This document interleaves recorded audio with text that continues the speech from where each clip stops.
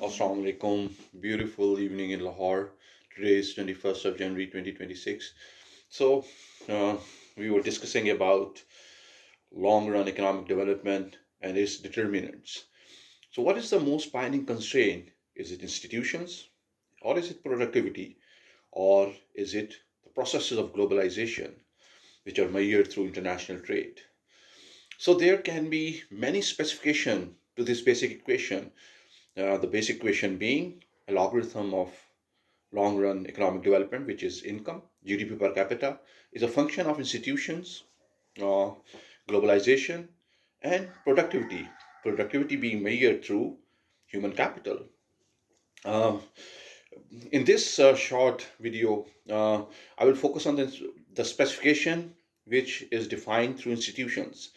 So, sector mortality is one of the instruments, but it is not the instrument. Instead, what I included in my analysis as well, another instrument, very interesting one.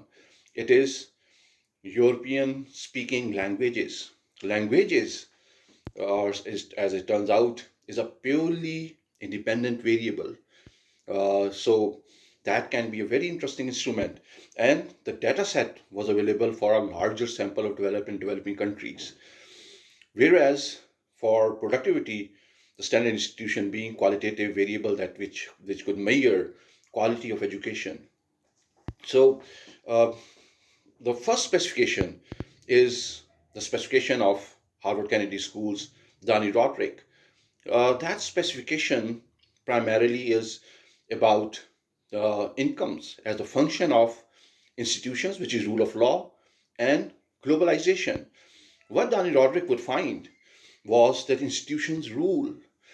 As soon as institutions come into the equation of long run economic development, globalization would come uh, either insignificant or with the wrong sign.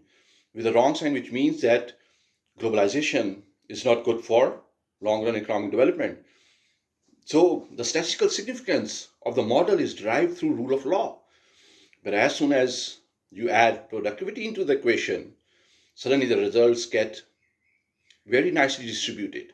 Not only that institutions rule, but productivity is kind of more foundational variable to determine long-run economic development.